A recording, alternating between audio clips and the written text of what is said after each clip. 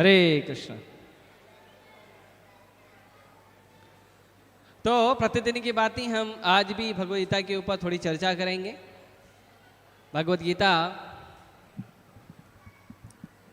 इसमें आज का चर्चा का विषय है अध्याय 17 श्रद्धा के विभाग और श्लोक संख्या है 16 17.16।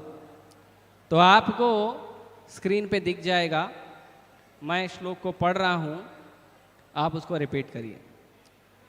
मनः प्रसाद सौमत्वं मौनम आत्मा विनिग्रह भाव संशुद्धि इति एतत् तपः मानसम उच्यते। मनः प्रसाद सौमत्वं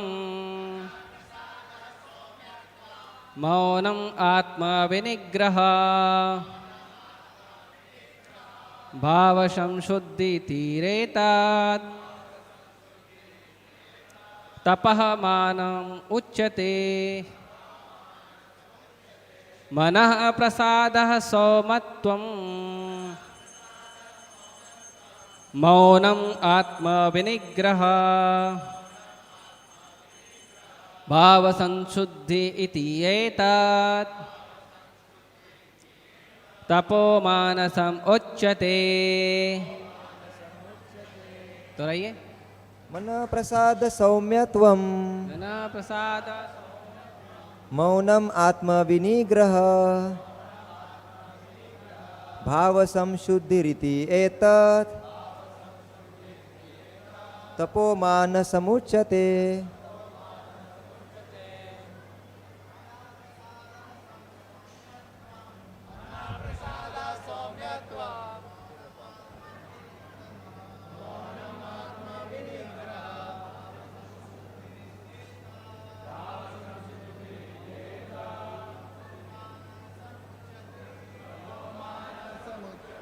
मनः प्रसाद सौम्यत्वं मौनमात्मविनिग्रह भाव संशुद्धिरिति एतत् तपो मानसमुच्यते। मनः प्रसाद सौम्यत्वं मौनम आत्मा विनिग्रह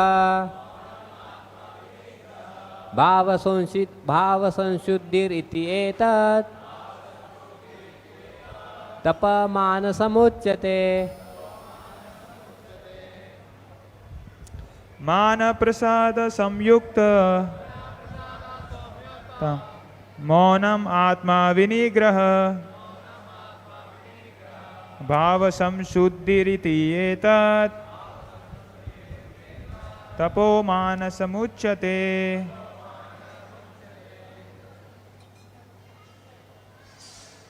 मनः प्रसाद सौम्यत्वं मौनमात्मा विनिग्रह भाव संशुद्धिरिति एतत् तपो मानसमुच्यते। शब्दार्थ अनुवाद और तात्पर्य कृष्ण कृपा मूर्ति अभय चरणारविंद भक्ति वेदांत स्वामी शिल प्रभुपाद जी के द्वारा। शिल प्रभुपाद के, जोर से बोलो, शिल प्रभुपाद के। धन्यवाद। मनः प्रसादः मन की तुष्टि, सौम्यत्वम अन्यों के प्रति कपट भाव से रहित, मौनम गंभीरता, आत्म अपना, विनिग्रह नियंत्रण संयम, भाव स्वभाव का, संशुद्धि शुद्धिकरण, इति इस प्रकार, एतत् यह, तपः तपस्या, मानसम मन की, उच्यते कही जाती है, तथा संतोष, सरलता, गंभीरता, आत्मसंयम एवं जीवन की शुद्धि, ये मन की तपस्याएं हैं। और तात्पर्य, मन को संयमित बनाने का अर्थ है उसे इंद्रिय तृप्ति से विलग करना। उसे इस तरह प्रशिक्षित किया जाना चाहिए कि वह सदैव परोपकार के विषय में सोचे। मन के लिए सर्वोत्तम प्रशिक्षण विचारों की श्रेष्ठता है। मनुष्य को कृष्ण भावनामृत से विचलित नहीं होना चाहिए। इंद्रिय भोग से सदैव बचना चाहिए। अपने स्वभाव को शुद्ध बनाना कृष्ण भावना भावित होना है। इंद्रिय भोग के विचारों से मन को अलग रख करके ही मन की तुष्टि प्राप्त की जा सकती है। हम इंद्रिय भोग के बारे में जितना सोचते हैं उतना ही मन अतृप्त होता जाता है। इस वर्तमान युग में हम मन को व्यर्थ ही अनेक प्रकार के इंद्रिय तृप्ति की साधनों में लगाए रखते हैं, जिससे मन संतुष्ट नहीं हो पाता। अतएव सर्वश्रेष्ठ विधि यही है कि मन को वैदिक साहित्य की ओर मोड़ा जाए, क्योंकि यह संतोष प्रदान करने वाली कहानियों से भरा है, यथा पुराण या तथा महाभारत। कोई भी इस ज्ञान का लाभ उठाकर शुद्ध हो सकता है। मन को छल कपट से मुक्त होना चाहिए और मनुष्य को सबके कल्याण के विषय में सोचना चाहिए। मौन गंभीरता का अर्थ है कि मनुष्य निरंतर आत्म साक्षात्कार के विषय में सोचता रहे। कृष्ण भावना भावित व्यक्ति पूर्ण मौन इस दृष्टि से धारण किए रहता है। मनो निग्रह का अर्थ है मन को इंद्रिय भोग से पृथक करना। मनुष्य को अपने व्यवहार में निष्कपट होना चाहिए और इस तरह उसे अपने जीवन को, भाव को शुद्ध बनाना चाहिए। ये सब गुण मन की तपस्या के अंतर्गत आते हैं। ओम अज्ञानतिमिरान्धस्य ज्ञानाञ्जनशलाकया चक्षुरुन्मीलितं येन तस्मै श्रीगुरुवे नमः। श्रीचैतन्यमनोभीष्टं स्थापितं येन भूतले स्वयं रूपः कदा मह्यं ददाति स्वपदान्तिकं। वन्देऽहं श्रीगुरोः श्रीयुतापदकमलं श्रीगुरून् वैष्णवांश श्रीरूपं साग्रजातं सहगणरघुनाथान्वितं तं सजीवं साद्वैतं सावधूतं परिजनसहितं कृष्णचैतन्यदेवं श्रीराधा कृष्णपादान् सहगण ललिता श्रीविशाखान्वितांश। नमो विष्णुपादाय कृष्णपृष्ठाय भूतले श्रीमते भक्तिवेदांत स्वामिनिति नामिने। नमस्ते सारस्वते देवे गौरवाणी प्रचारिणे निर्विशेष शून्यवादी पाश्चात्यदेशतारिणे। नमो महावदन्याय कृष्ण प्रेम प्रदायते कृष्णाय कृष्ण चैतन्य नामने गौरतुषे नमः। हे कृष्ण करुणा सिंधु दीनबंधु जगत्पते गोपेश गोपिका कांत राधा कांता नमस्तुते। तप्त कांचन गौरांगी राधे वृंदावनेश्वरी वृषभानुसुते देवी प्रणमामि हरिप्रिये। वाञ्छाकल्पतरुभ्यश्च कृपा सिन्धुभ्य एव च पतितानां पावनेभ्यो वैष्णवेभ्यो नमो नमः। जय श्री कृष्ण चैतन्य प्रभु नित्यानंद श्री अद्वैत गदाधर श्रीवासादि गौरभक्तवृंद। हरे कृष्णा कृष्णा कृष्णा हरे हरे, हरे राम राम राम हरे हरे।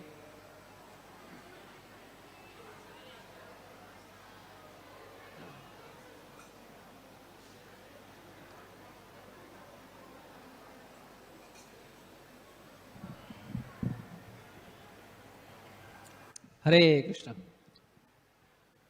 तो ये जो अध्याय है श्रद्धा के विभाग, इन अध्यायों में जो श्रद्धा के बारे में बताया है, सबसे पहले तो लोगों को लगता है कि जो हमारी श्रद्धा है, जिस चीज में श्रद्धा है, सब सही है। ये गलत बात है। हमारा हर काम, हमारा हर विचार, हमारा हर स्वभाव और हमारी हर श्रद्धा शास्त्रों से और भगवान के निर्देश के द्वारा प्रमाणित होनी चाहिए। अपने मन से कोई कार्य नहीं होना चाहिए। मनुष्य का मतलब है जो नियम का पालन करे।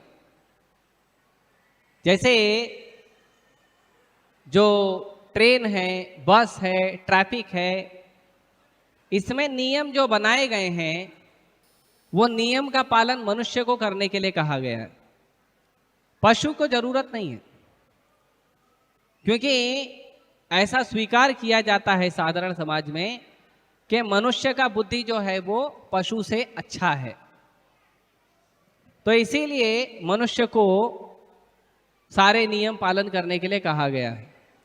यदि कोई कहता है कि मैं नियम पालन नहीं करूंगा तो इसका अर्थ है कि वो अपने आप को मनुष्य नहीं समझना चाहता, क्योंकि पशु है जो अपने मर्जी से काम करता है। जहां तहां खा लेगा, जहां तहां सो जाएगा, जहां तहां मल त्याग कर देगा, जहां तहां घूमेगा। वो काम किसका है? पशु का है, मनुष्य का नहीं है।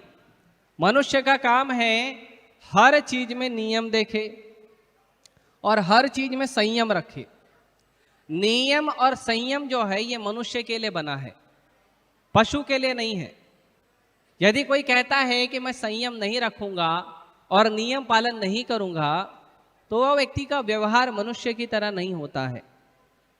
इसीलिए जो हमारी श्रद्धा भी है, हमारी श्रद्धा कहाँ होनी चाहिए, किस चीज में होनी चाहिए, किस शास्त्रों में होनी चाहिए, भगवान में होनी चाहिए कि देवी देवताओं में होनी चाहिए कि समाज के लोगों में होनी चाहिए, किस चीज में हमारी श्रद्धा होनी चाहिए, ये भी शास्त्रों से निर्देशित होना चाहिए, अपने मन से नहीं होना चाहिए। मुझे ये चीज अच्छा लगा मैं यही करूंगा, मुझे ये भगवान अच्छा लगा मैं इसी का पूजा करूंगा, मुझे ये बाबा अच्छा लगा मेरे हिसाब से यही भगवान है। तो ये जो है ये गलत विचार है। इसीलिए भगवान ने भगवत गीता में हर चीज के बारे में बताया है। भगवान ने भगवत गीता में सबसे पहले बताया है कि क्यों हमको अपने मन के अनुसार या अपनी इच्छाओं के अनुसार नहीं सोचना चाहिए, या जो हमारा शरीर विचार करता है या जो हमारा शरीर इच्छा करता है उसके हिसाब से क्यों नहीं करना चाहिए। क्योंकि हम शरीर है ही नहीं, हम मन भी नहीं है, ना हम शरीर है, ना हम मन है और ना हम बुद्धि है, हम हैं आत्मा। आत्मा के ऊपर कवर चढ़ा हुआ है मन बुद्धि अहंकार का, और मन बुद्धि अहंकार के ऊपर और एक कवर चढ़ा हुआ है पंच तत्व का, धरती अग्नि जल वायु आकाश। और ये जो आठों तत्व है धरती अग्नि जल वायु आकाश मन बुद्धि अहंकार, ये आठों तत्व जो है ये भगवान की शक्ति है, हमारी शक्ति नहीं है। हमें दिया गया है उपयोग करने के लिए हमारे कर्म और चेतना के अनुसार, अपने तरह मनमानी ढंग के लिए नहीं दिया गया है। जैसे सरकार जो है वो पुलिस वालों को या जो सरकारी संस्थान होते हैं वो डॉक्टर को इंजीनियर को वर्दी देती है, तो जो वर्दी देती हैं वो अपने मन से यूज करने के लिए नहीं देते हैं। वो वर्दी पे नियम होता है कि आप डॉक्टर हो तो डॉक्टर के लिए इतने नियम हैं, आप इंजीनियर हो तो इंजीनियर के लिए इतने नियम हैं, आप पुलिस वाले हो तो इतने नियम हैं, आप मिलिट्री वाले हो तो इतने नियम हैं। अच्छा, पुलिस अलग है मिलिट्री अलग है, उसके बाद क्या है रेलवे प्रोटेक्शन फोर्स भी आता है, आरपीएफ जीआरपीएफ, तो उनका अलग नियम है। तो हर वर्दी का अपना नियम है, बिना नियम के वर्दी नहीं दी जाती है। उसी प्रकार ये जो मनुष्य की वर्दी दी गई है, ये जो मनुष्य का शरीर दिया गया है, इसका भी नियम है, अपने मर्जी से यूज करने के लिए नहीं दिया है। मुझे अच्छा लगा वो खाऊंगा, मुझे अच्छा लगा वैसे सोऊंगा, अपने टाइम पे सोऊंगा। भगवद्गीता के 3 अध्याय में भगवान कहते हैं या निशा सर्वभूतानि तस्याम जागृत संयमी यस्याम जागृति भूतानि सा निशा पश्यतो मुनि। कि जो लोग जो भगवान के भक्त होते हैं, भक्ति करने वाले होते हैं, उनके जो जागने का टाइम होता है, जो उनके जागने का टाइम होता है, वो जो भक्ति नहीं करते उनके सोने का टाइम होता है। ऐसे भक्त लोग जनरली उठ जाते हैं 3 बजे 3:30 बजे, लेकिन जो भक्ति नहीं करते वो रात को 3 बजे तक तो मोबाइल चलाते हैं या दोस्तों के साथ गप्पे मारते हैं, फिर 3 बजे तो जाके सोते हैं। भक्त लोग 3 बजे उठते हैं, वो 3 बजे सोते हैं। तो ये गलत नियम क्यों पालन करते हैं? क्योंकि अपनी मर्जी से जीना है। तो हमें ये जो वर्दी दी गई है मनुष्य शरीर की, ये वर्दी हमें दी गई है किस लिए? ये दी गई है भगवान के निर्देश का पालन करने के लिए। और इसीलिए जो हम श्रद्धा भी रखते हैं, किसी चीज में श्रद्धा रखते हैं, वो श्रद्धा भी भगवान के निर्देश के अनुसार करना चाहिए। तो इसीलिए जिस व्यक्ति को श्रद्धा के बारे में ज्यादा गहरा विज्ञान पता करना है कि श्रद्धा का विज्ञान क्या है, तो उसको ये अध्याय नंबर 17 पढ़ना चाहिए। अध्याय नंबर 17 में बहुत सारी चीजों का वर्णन है और श्रद्धा में भी कैसी कैसी श्रद्धा होती है लोगों की, उसके बारे में वर्णन है। अभी यहाँ पे जो श्लोक चल रहा है, वो श्लोक में 14, 15 और 16 ये जो 3 श्लोक हैं, ये 3 श्लोक में, ये 3 श्लोक जो है ना, किसी भी व्यक्ति को एक परफेक्ट जेंटलमैन बनाने के लिए काफी है। ये 3 श्लोक 14, 15 और 16, यदि आपको एकदम परफेक्ट पर्सनालिटी बनना है, एक सही व्यक्तित्व बनना है समाज में, भले भौतिक समाज में बनना है या आध्यात्मिक समाज में बनना है, आपको एक सही व्यक्तित्व बनना है। सही व्यक्ति जिसे मनुष्य भी प्रेम करें, असुर भी प्रेम करें, भगवान भी प्रेम करें, देवी देवता भी प्रेम करें, अच्छा समझें, गलत न समझें, कष्ट न दे, ऐसा व्यक्ति बनना है तो ये 3 श्लोक का पालन करना पड़ेगा। तो पहला श्लोक है श्लोक संख्या 14, जिसमें बताया गया है शरीर की क्या तपस्या है।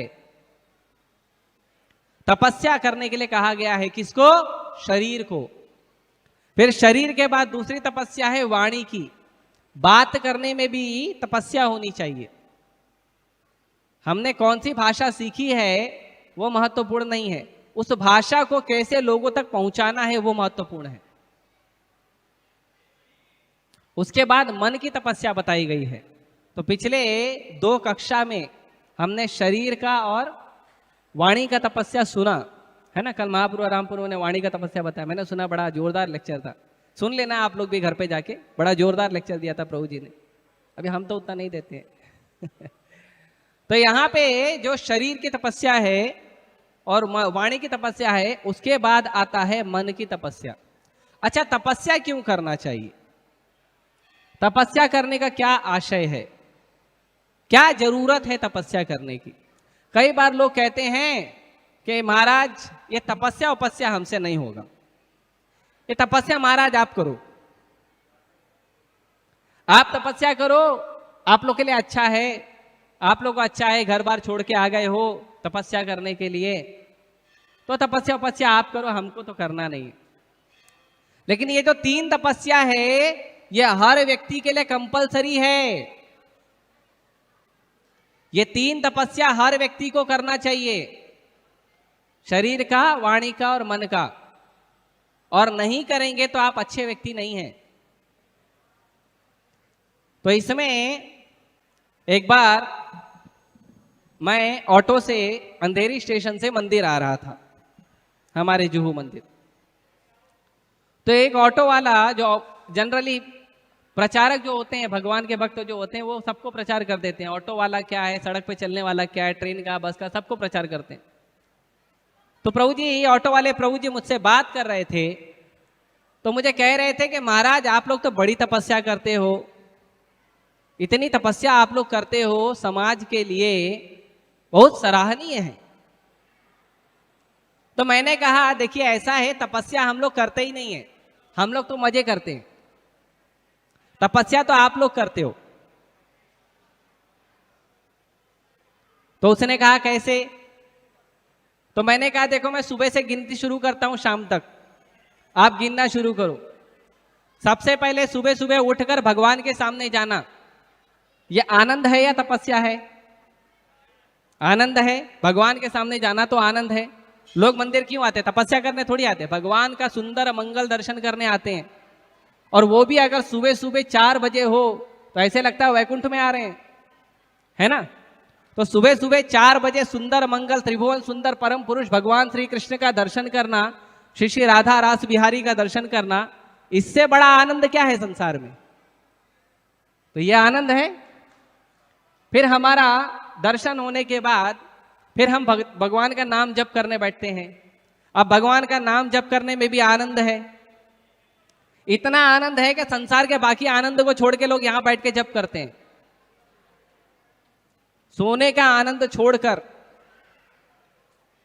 भौतिक संसार में खाने और सोने का सबसे बड़ा आनंद है, लेकिन भगवान के भक्त जो हैं वो मंगला आरती के बाद खाने और सोने का आनंद त्याग देते हैं, जप करने का आनंद मिल लेते हैं। सोचो कितना बड़ा आनंद है ना। तो पहला आनंद भगवान का दर्शन करना सुबह मंगला आरती में, दूसरा आनंद है भगवान के नाम का जप करना। उसके बाद हम क्या करते हैं, गुरु पूजा करते हैं, भागवतम क्लास सुनते हैं। तो भगवान के परम सुंदर मंगलमय चरित्र का गुणगान सुनना और उसके ऊपर अपना मंथन करना, मन का मंथन करना और भगवान के चरण कमलों में भक्ति कैसे लगे उसको सीखना, वो भी आनंद है।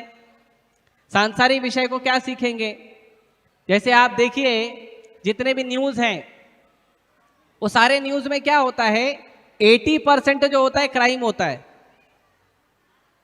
आप कोई न्यूज़पेपर उठा लो, कोई न्यूज़ चैनल खोल लो, 80% आपको क्राइम मिलेगा। तो उसको देखना आनंद है या भागवतम सुनना आनंद है? तो भागवतम सुनना आनंद है ना। फिर उसके बाद हम लोग क्या करते हैं, ले जाके अपनी प्लेट रख देते हैं और प्लेट में आनंद में बहुत सारा प्रसाद आ जाता है ना। तो वो भी आनंद है। अब महाप्रसाद को कौन मना करेगा कि आनंद नहीं है ना। फिर उसके बाद थोड़ा रेस्ट करते हैं और फिर भगवान की सेवा में लग जाते हैं, वो भी आनंद है। फिर शाम को फिर कुछ शास्त्र पढ़ के भक्तों के साथ चर्चा करके सो जाते हैं, ये भी आनंद है। तो सुबह 4 बजे से लेकर रात को सोने तक क्या रहता है, आनंद रहता है। और रात को सोना भी तो आनंद है। शरीर थक गया है तो सोएंगे तो आनंद है। तो मैंने उसे कहा कि हम तो सुबह से लेकर शाम तक आनंद में रहते हैं, 24 घंटा आनंद में रहते हैं। कष्ट तो तुम करते हो, तपस्या तो तुम कर रहे हो। मैंने कहा ये ऑटो के स्टीयरिंग पे आप कितने टाइम बैठते हो एक दिन में, 24 घंटे में कितना टाइम बैठते हो ऑटो के स्टीयरिंग पे? तो उसने कहा 12 घंटा। मैंने बोला देखो 24 घंटे में 12 घंटा आपको तपस्या करनी पड़ती है ताकि आपका घर का पालन हो। होता है कि नहीं? लोग करते हैं ना, कोई 8 घंटा, कोई 10 घंटा। और तो और ट्रेन में बस में ऐसा हिरण्यकशिपु की तरह दोनों हाथ ऊपर करके खड़े रहते हैं, देखा है कि नहीं? बताइए, ये आनंद है, ये भी तो तपस्या है। तो जब इतनी तपस्या कर रहे हैं 4 पैसा कमाने के लिए, तो भगवान को प्राप्त करने के लिए थोड़ा और तपस्या कर लो। तुम लक्ष्मी को प्राप्त करने के लिए तपस्या कर रहे हो, लक्ष्मी का पति प्राप्त हो जाएगा, थोड़ा और तपस्या कर लो। माधव, लक्ष्मीपति मतलब माधव। तो 4 पैसे जिसके ऊपर लिखा रहता है कि रिजर्व बैंक ऑफ इंडिया के द्वारा प्रमाणित आपको ये नोट दिया जाता है ना। मैं धारक को अदा करता हूँ, 100 रुपए अदा करता हूँ, 200 रुपए अदा करता हूँ। तो वो जो लिखा रहता है उसको कमाने के लिए हम लोग इतनी तपस्या करते हैं। जो डिपार्टमेंट आता है देवताओं के अंदर, देवताओं का डिपार्टमेंट आता है कुबेर के अंदर, कुबेर जाता है लक्ष्मी माता के पास और लक्ष्मी माता पड़ी रहती है राधा रासबिहारी के चरणों में। तो राधा रास बिहारी को प्राप्त करने के लिए तपस्या करिए। और क्या करना है, थोड़ी सी तपस्या करनी है। क्या करना है, भगवान का नाम जप करना है, सुंदर मंगल नाम जप करना है। हरे कृष्णा कृष्णा कृष्णा हरे हरे, हरे राम राम राम हरे हरे। भगवान का नाम जप करिए, गीता भागवत पढ़िए, ये तपस्या करिए, आनंद मंगल तपस्या करिए। तपस्या भी ऐसा करिए कि प्रोसेस में ही आनंद है।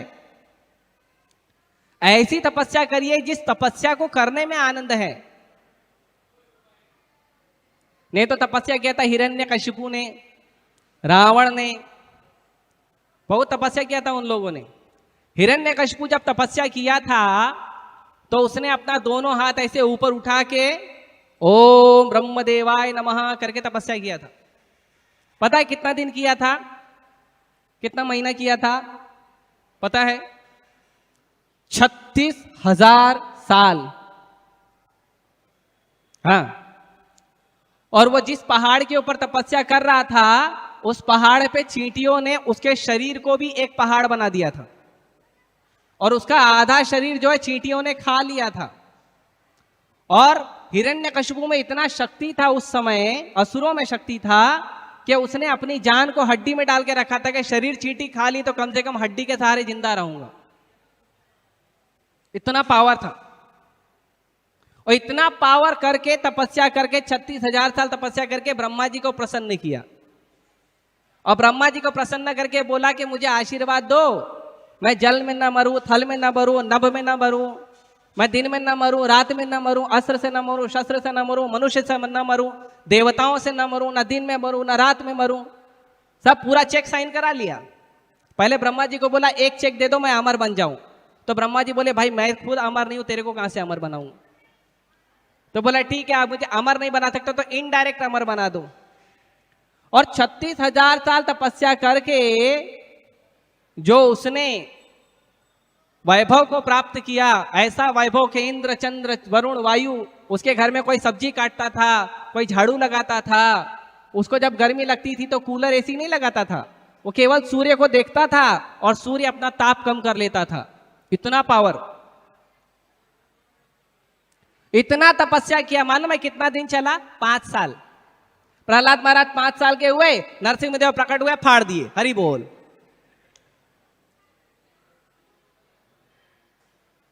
बताइए। और हिरण्यकशिपु जैसा वैभव आज तो किसी के इंसान के पास नहीं है, लेकिन भगवान ने क्या किया? शीला टंक नखालय, एक नाखून से फाड़ दिया हिरण्यकशिपु को। और जो राज्य उसने प्राप्त किया था, वो राज्य भगवान ने क्या किया? प्रहलाद महाराज को उठा के दे दिया। प्रहलाद महाराज क्या करते थे? केवल भगवान का नाम जप करते थे।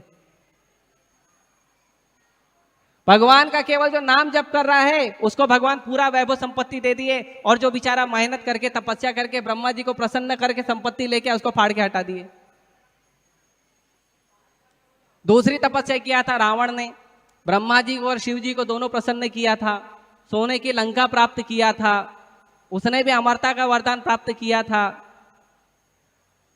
उसको जब भगवान ने, ब्रह्मा जी ने बोला कि आप सबसे मुक्त हो जाओगे, आपको और कोई चाहिए कि किसी से मुक्त नहीं होना? बोला नर और वानर को मेरे को टेंशन नहीं, नर और वानर को तो मैं मार लूंगा।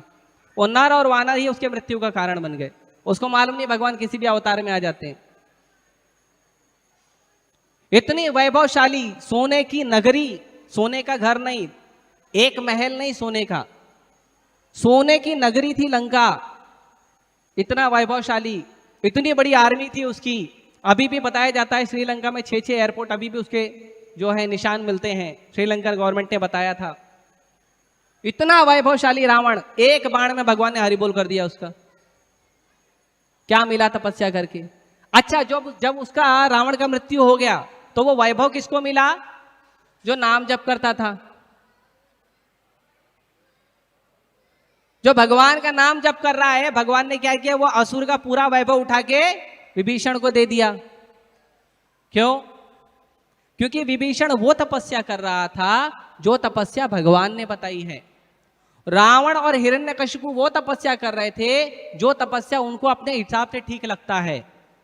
तो अपने हिसाब से जो तपस्या करोगे वो छीन लिया जाएगा। कालोस्मि मृत्यु च सर्वहरश्चाहम, भगवान भगवत गीता में बोलते हैं कि मैं काल हूं और मृत्यु बन के तुम्हारा सब कुछ छीन लूंगा। प्रभुपाद जी कहते हैं यदि आप भगवान श्री श्री राधा रास बिहारी को श्याम सुंदर रूप में देखना नहीं चाहते हो तो राधा रास बिहारी को फिर भी दर्शन करोगे काल के रूप में। दर्शन तो भगवान देंगे, भगवान दर्शन तो देंगे, लेकिन आपको दर्शन कैसे करना है? श्री श्री राधा रास बिहारी के रूप में करना है या अपने मृत्यु के काल के रूप में करना है? यह हमारा डिसीजन है। तो अगर हमको राधा रास बिहारी का दर्शन करना है तो हमको तपस्या करनी पड़ेगी जैसा राधा रास बिहारी ने बताया है वैसा। तो भगवान कैसे बताते हैं तो आपके शरीर और वाणी की तपस्या के बारे में तो महाप्रभु राम प्रभु ने बताया है। मैं चलता हूं आपके मन की तपस्या के ऊपर। तो अर्जुन कहते हैं भगवत गीता में, चंचलम ही मना कृष्ण प्रमाथि बलवद्रढ़ तस्याहम निग्रहम मन्ये वायुरेव सुदुष्करम। अर्जुन कहते हैं भगवान को कि हे भगवान, ये जो मेरा मन है ना, ये चंचल है। अच्छा ये बताओ अर्जुन सही बोले कि गलत बोले? किसका मन चंचल नहीं है? है कोई ऐसा यहां पे बैठा जिसका मन चंचल नहीं है? मैं उसको प्रणाम करूंगा। सबका मन चंचल है। तो हम स्वीकार करते हैं कि अर्जुन ने जो बोला करेक्ट बोला, राइट। तो अर्जुन ने कहा चंचलम ही मना कृष्ण। फिर अर्जुन आगे बोलता प्रमादी, प्रमादी भी है, सुनता ही नहीं है, अपना मन का ही अपना ही चलाता है। मतलब उसको कितना भी गीता समझाओ, कितना ही भागवत समझाओ, कितना भी कुछ भी समझाओ, जब काम करने करेगा तो अपना अपना ही दिमाग लगाएगा। हाँ, प्रमादी। और प्रमादी है तो चलो ठीक है, अगर कोई प्रमादी है, नहीं सुनने वाला है, तो उसका कान पकड़ के आप जबरदस्ती समझा सकते हो। तो कहते नहीं, बलवत, पावरफुल भी है, प्रमादी भी है, बलवत भी है। तो ठीक है, बल है तो कितना टाइम चलेगा? बल थोड़ा टाइम चलेगा। नहीं, दृढ़म, वो दृढ़ भी है। ये मन का जो 3 पावर है, पहला तो चंचल है, उसके बाद प्रमादी भी है, उसके बाद शक्तिशाली भी है, बलवत भी है, और उसके बाद दृढ़ निश्चय करके बैठा है कि भगवान का तो सुनूंगा नहीं, चाहे जो कर लूं। ये हमारे मन की स्थिति है। तो अर्जुन बोलता है भगवान अगर आप बोल दो मैं अपनी सांस रोक लूं तो वो तो कर सकता हूं, लेकिन मन को रोकना मेरे लिए पॉसिबल नहीं है। तो भगवान क्या बोले? भगवान बोले अरे ऐसे बात नहीं है, देखो आप गलत बोल रहे हो, ऐसा बोले भगवान। भगवान ने क्या बोला? असंशयम ही महाबाहो। Arjun you are correct. आपको 100 में से 100 मार्क दिए जाते हैं, तुम सही बोल रहे हो। और भगवान ने कैसे बोला? असंशयम, तुम जो बोल रहे हो उसमें संशय नहीं है, उसमें कोई डाउट नहीं है कि मन ऐसा इतना ज्यादा दृढ़ है, इतना ज्यादा चंचल है, प्रमादी है।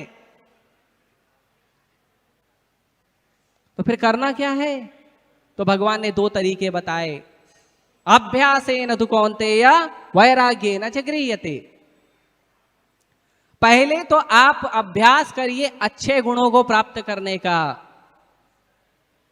और केवल अच्छे गुणों को प्राप्त करने का अभ्यास नहीं, बुरे गुणों से दूर जाने का भी प्रयास करिए। इसीलिए इस्कॉन में जो भक्ति कराई जाती है उसमें कहा जाता है 4 नियम का पालन करो। वो क्यों? बुरे दुर्गुणों से दूर जाइए। तो कौन से 4 नियम हैं? नशा नहीं करना, मांसाहार नहीं करना, अवैध संबंध नहीं बनाना, जुआ सट्टा नहीं खेलना, या शॉर्टकट नहीं लेना लाइफ में। तो ये जो 4 नियम है, ये है हमें बुरी संगति से दूर रहने के लिए, बुरे गुणों से दूर रहने के लिए। और अच्छे गुणों को आत्मसात करने के लिए 4 नियम बताए हैं। भक्तों का संग करना, जो अच्छे गुण वाले भक्त हैं उनका संग करना, भगवान के दिए गए पवित्र वैदिक शास्त्रों को रोज पढ़ना, भगवान के पवित्र नाम का जप करना, और भगवान का भोग अर्पित किया हुआ प्रसाद को खाना।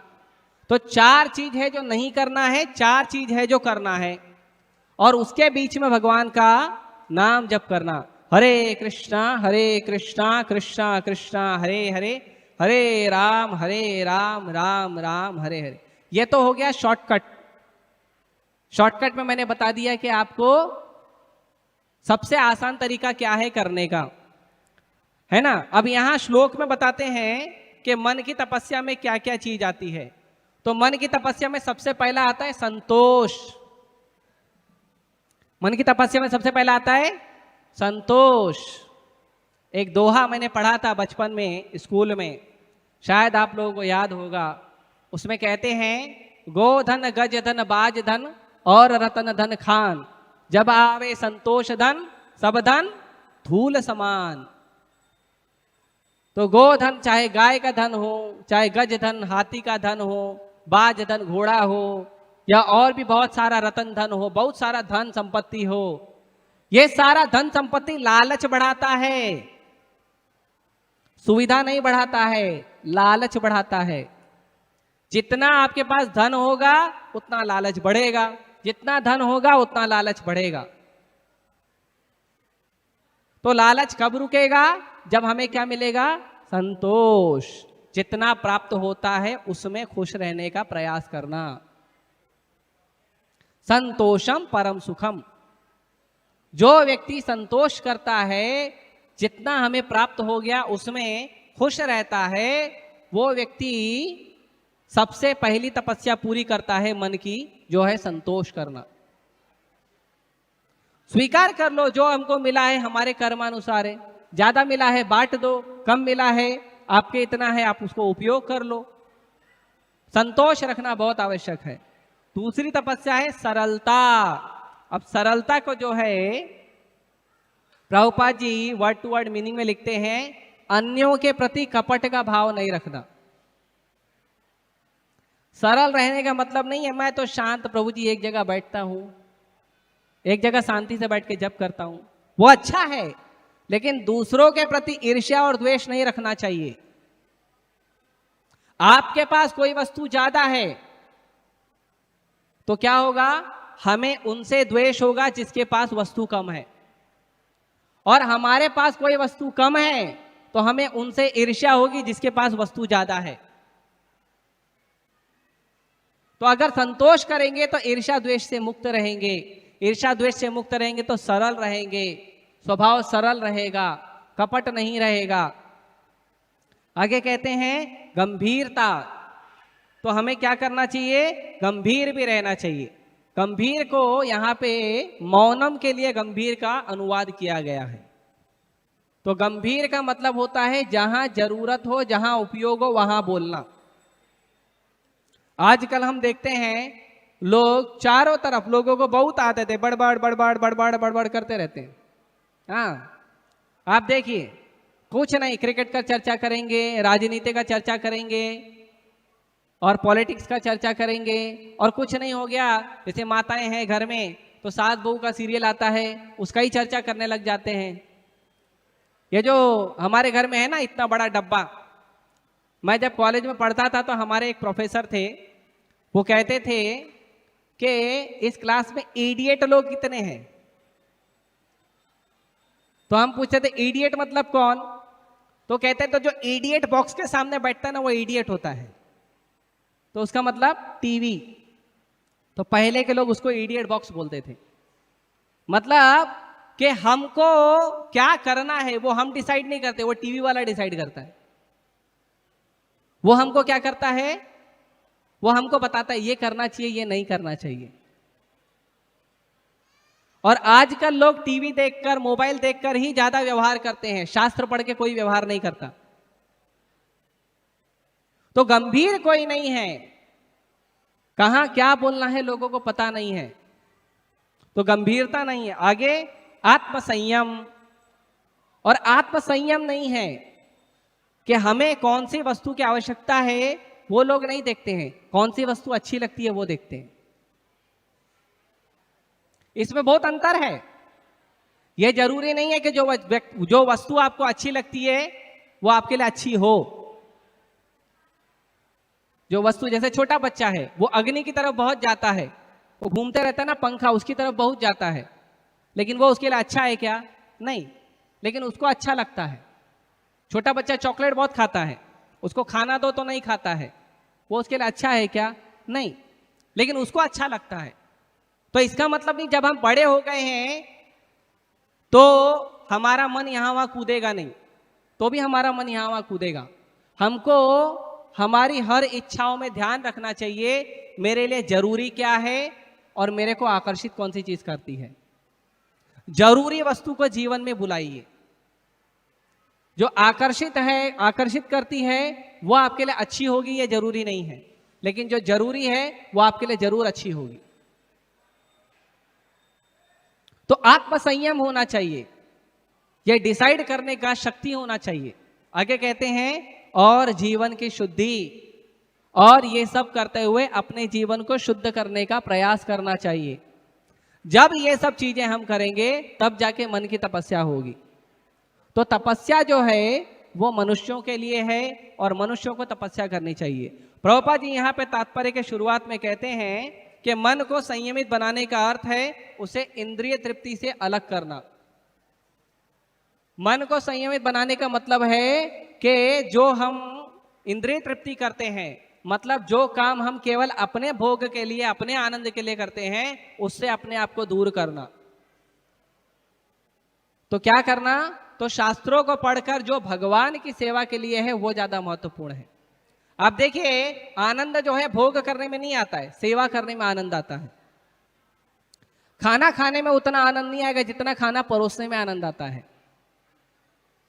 इसीलिए जो सेवा करेगा उसको ज्यादा आनंद मिलेगा। जो केवल अपने भोग का ध्यान रखता है उसको आनंद कम मिलता है। तो इसीलिए हमारा जो स्वभाव है वो सेवा करना है। जो जीव का, मनुष्यों का, संसार में जितने जीव घूम रहे हैं उनका स्वभाव है जीवेर स्वरूप होए कृष्णेर नित्यदास। तो जीव का स्वभाव है कृष्ण की सेवा करना। तो यदि हम कृष्ण की सेवा में मन लगाएंगे तो हम हमेशा खुश रहेंगे, और यदि हम कृष्ण की सेवा में मन नहीं लगाएंगे तो हम हमेशा दुखी रहेंगे। तो मन को सबसे आसान है कंट्रोल करने का क्या तरीका है कि अपने आप को भगवान की सेवा में लगाइए। भगवान की सेवा में लगाने के लिए आपको एक व्यक्ति की आवश्यकता होगी जो आपको समझाएगा, बताएगा, मार्गदर्शन देगा कि कैसे करना है। तो उसके लिए आप इस्कॉन मंदिर में आइए। इस्कॉन मंदिर के जो ये सब भक्त हैं जो मंदिर में भजन कर रहे हैं, भक्ति कर रहे हैं, ये आपको मार्गदर्शन देंगे कि भगवान के सेवा में कैसे लगा जाए। इस्कॉन के मंदिर में आइए, भगवान का दर्शन करिए। तो अपने आप को जब तक इंद्रिय तृप्ति से अलग नहीं करेंगे तब तक मन का तपस्या नहीं होगा। आगे प्रभुपाद जी कहते हैं कि इसी तरह से मन को क्या करना चाहिए? प्रशिक्षित करना चाहिए कि मन जो है अपने भोग में ना लगे और परोपकार करे। तो दुनिया में जितने भी देश हैं, जितने देश पूरे दुनिया में हैं, ये सारे देशों में किसी भी देश के लोगों के अंदर ऐसा सॉफ्टवेयर नहीं है कि वो परोपकार करे। केवल मनुष्यों के अंदर, वो भारतीयों के अंदर वो सॉफ्टवेयर है कि जो परोपकार करे। इसीलिए चैतन्य महाप्रभु ने कहा है, भारत भूमि ते जन्म हईलयार, जन्म सार्थक करी कर परोपकार। तो जो वैदिक सिद्धांतों का पालन करते हैं उनके अंदर ये शक्ति होती है कि पहले खुद का जन्म अच्छा करें और फिर बाद में जाके घर घर जाके गीता का, भागवत का, भगवान के नाम का प्रचार करें। पहले अपना भजन करें, अपना भक्ति करें, और फिर अपना भजन भक्ति करने के बाद संसार के लोगों को जाके समझाएं। ये जो हम दिन रात भाग रहे हैं ना, चूहे की तरह, बिल्ली की तरह और ना जाने अन्य कैसे कैसे पशुओं की तरह भाग रहे हैं, भेड़ बकरी की तरह अपने आप को ट्रेन में डाल देते हैं, बस में डाल देते हैं और दिन रात कष्टों में रहते हैं। हर ट्रेन में, हर बस में, हर घर में झगड़ा हो रहा है। ये सब बंद करिए और थोड़ा समय निकाल के अपने मन को कृष्ण के चरणों में लगाइए। ये प्रचार करना चाहिए। और ये प्रचार किसको करना चाहिए? भारत भूमि ते जन्म हईलयार। जो व्यक्ति का भारत में जन्म हुआ है उसको ये करना है। आप में से कितने लोग हैं जो भारत में पैदा हुए? हाथ उठाओ। जो भारत में पैदा हुए, जो नहीं पैदा हुए उनकी बात नहीं है। सब भारत में पैदा हुए ना। ये आप सबका कर्तव्य है कि जाके घर घर भगवान के नाम का प्रचार करिए, जाके घर घर गीता का, भागवत का प्रचार करिए। ये हमारी जिम्मेदारी है। और ये जिम्मेदारी कौन दिया पता है? स्वयं भगवान श्री कृष्ण चैतन्य महाप्रभु ने दिया है। ये जिम्मेदारी भगवान ने दिया है हमको। हमको इसका प्रोडक्ट, उसका प्रोडक्ट प्रचार नहीं करना चाहिए, गीता भागवत का प्रचार करना चाहिए। उसके बाद प्रभुपाद जी आगे कहते हैं कि इंद्रिय भोग से अपने आप को अलग करना चाहिए और मन को संतुष्ट करने का सबसे आसान तरीका है कि वैदिक साहित्य के कहानियों को पढ़ना चाहिए। कौन सी कहानी पढ़ना चाहिए? नॉवेल पढ़ना चाहिए क्या? वो इंटरनेट पे बहुत सारी कहानियां थी, वो पढ़ना चाहिए? वो एक्टर है, क्रिकेटर है और नेता है, उसकी कहानी पढ़ना चाहिए क्या? नहीं। जो वैदिक साहित्य में कहानियां हैं उनको पढ़ना चाहिए। क्यों?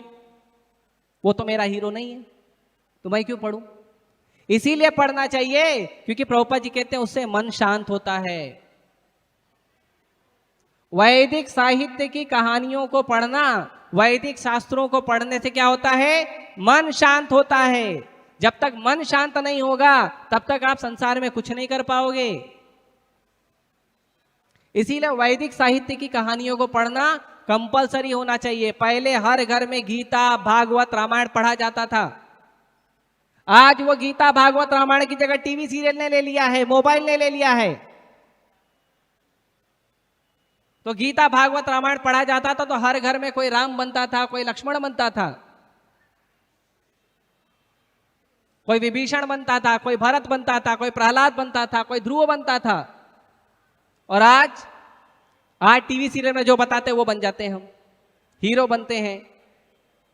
वो नहीं बनना है। तो गीता भागवत का पढ़ाई करना चाहिए।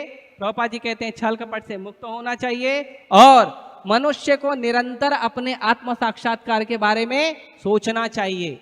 हमेशा सोचना चाहिए कि संसार के कष्टों से, संसार के बंधन से मैं बाहर कैसे निकलूं। जब ये करेंगे तो ये हमारे मन की तपस्या होती है। और जब हम ऐसे अपने मन की तपस्या करेंगे तब हम धीरे धीरे संसार में आगे बढ़ेंगे भगवान की भक्ति की तरफ। और जब तक ऐसा नहीं करेंगे तब तक हमारा मन हमें संसार में फंसा के रखेगा और नाना प्रकार के कष्ट देगा। भगवान भगवद गीता में कहते हैं मना एवं मनुष्यानाम कारणम बंध मुक्तये। ये मन ही है जो संसार में आपके बंधन का और मुक्ति का दोनों का कारण बन सकता है। बंधन का कारण बनेगा जब आप भगवान से दूर रहोगे, मुक्ति का कारण बनेगा जब आप भगवान का भक्ति करोगे। इसीलिए मेरा सभी से निवेदन है कि आप सब भगवान की भक्ति करें और मन की तपस्या करें और भगवान की भक्ति करते हुए अपने जीवन में आगे बढ़ें। तो आज का प्रवचन मैं यहीं रोकता हूं। किसी भक्त को कोई प्रश्न होगा, कुछ पूछना होगा तो आप लोग इस क्लास के बाद मुझसे मिल सकते हैं व्यक्तिगत रूप से। ठीक है? आप सभी का बहुत बहुत धन्यवाद। अभी भगवान प्रकट होने वाले हैं तो हम भगवान का हार्दिक स्वागत करेंगे। तो दोनों हाथ ऊपर करिए और जोर से बोलिए हरे कृष्णा हरे कृष्णा कृष्णा कृष्णा हरे हरे हरे राम राम राम हरे हरे।